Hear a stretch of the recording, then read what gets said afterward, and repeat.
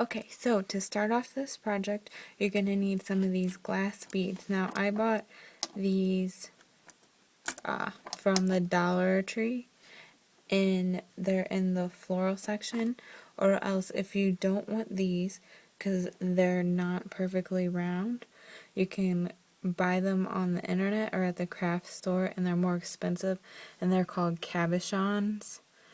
And they come in all sorts of different sizes and shapes, but you just want them to be clear because we're gonna paint on the back side. So some other things that you're going to need is you're gonna need a base coat. You're gonna need some ring blanks, and I just got these ones from Joann's, and it came in a pack of 21 for like $7. And then I also got ones like this from Hobby Lobby. So the next thing you're going to need is glue. I'm just using this E6000 glue to glue the ring bases to the back of your painted cabochon bead. And then you're also going to need nail polish. And then over the nail polish, you just need a clear... Oops. You just need a clear coat to protect the design. And you could even make these into earrings if you bought earring backs. My mom had these, so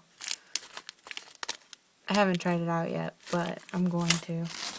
And then the earring backs to hold them in your ears. And you could even make necklaces or bracelets. But we're just going to start off by making rings. Okay, so let me clear all this stuff out of the way and I'll show you how to do it. Okay, so the first thing you want to do is flip over your bead so the back side is facing up. Then, using your base coat, you want to paint a thin layer over the back of the stone. And that is to help level out the stone because these are not perfectly flat on the back. And it helps to level it out so your design looks smooth. Okay, so you let that dry. It's important to let each layer of the nail polish dry in between. So I'm going to let that dry and I'll come back and show you the next steps. Okay, so I'm going to start off with the big stone. And the two polishes that I picked out are these ones. This one by e.l.f. and it is called Dream Maker. And then this one from Kiko, and it's a purple kind of holographic one. And it is in number 255. So the trick is that you have to work backwards of how you put it on your nails. So you would normally put glitter on top of your of the color, but this time you have to put the glitter down first.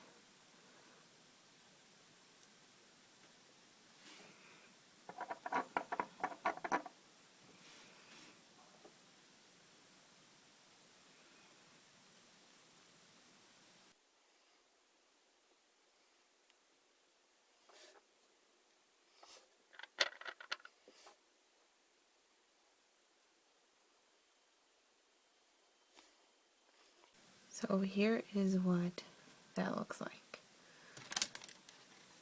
And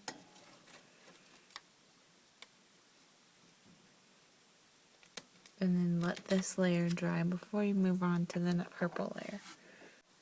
So now that my glitter layer is dry, I'm just going to add a coat of this purple over top.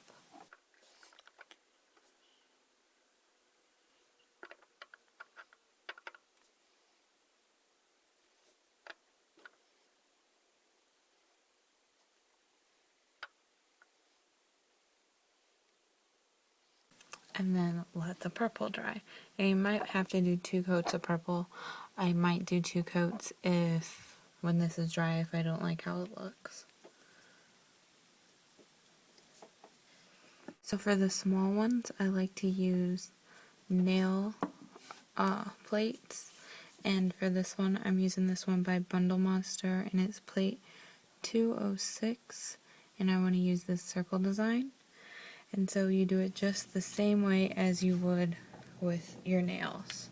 So the color I'm using is Chic Reloaded by Essence, number 122.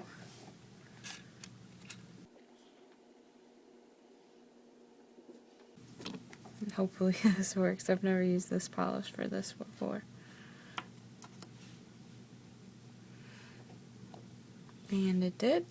So the cool thing is that you can line it up by looking through this actual piece of glass.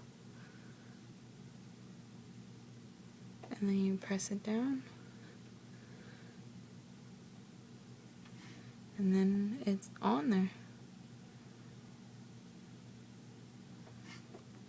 So now that you have your stones painted, you're going to take your clear, it could be whatever top coat you want. I'm just using this one because it's cheap and I have it. So you're just going to take your clear and paint it on the back side where you painted in the first place, just to give your design a little layer of protection. And then you want to let that dry.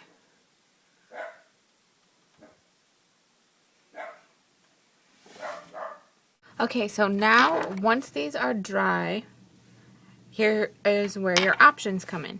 You can either glue them to a ring base, or you can glue them to earrings, or you can make a bracelet or a necklace. Whatever you want. And so I just wanted to show you some of the ones that I've made. So here's one that I did a stamp with, and it's just a music note stamp, and it's got kind of reflective glitters in it. This one I did a stamp. It kind of looks like a dinosaur egg, actually. This one is a stamp, and I just painted the stamp part. And then this one is a stamp. This one is also a stamp. And then this one I used and made it into a snakeskin pattern, which I thought was kind of cool. Now the other ones, I tried doing a galaxy one. Turned out okay. I used nail stickers, or you could just use any tape and just tape off the design that you like. And that's kind of what I did on this one. And you can even use crackle. And so I used the Aqua Crackle by OPI, and I just layered on some colors on the back. And then my favorites are actually just these glitter ones. I like how they look and how they reflect the light. And pretty much you could do any kind of nail art thing that you could imagine doing on your nails, you could do on this rock.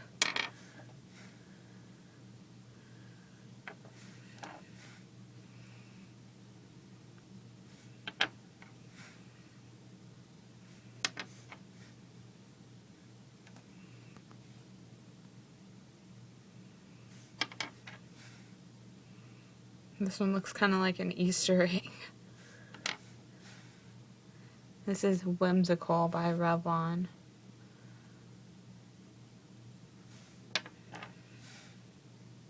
And this is the one with holographic glitter. And this is a buttered London polish called Knackered. I just painted black over the back of it to make it darker. And so what you want to do is you want to take your glue, and this glue, the directions say for non-porous surfaces, which I would consider your ring base and this glass stone a non-porous surface. It says put a little dab on each part, so you would put some on your ring base and then on your stone in the middle, if you wanted it to be in the middle. And you let it sit for 2 minutes. And then you stick it together like that, if I were to glue these together.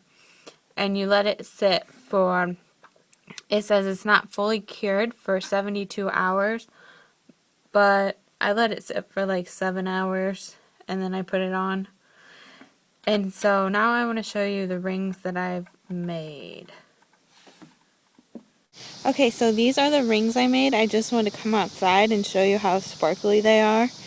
The blue one on my pointer finger is made by OPI's Liquid Sands. This one on my ring finger is just a stamp. And then the 3 at the bottom are just glitters. And then the one at the top I did with dotting tools. So you can pretty much do any design that you want. And you can match your nails to your rings or your jewelry. So I hope you liked watching this video. Please subscribe and thumbs up this video.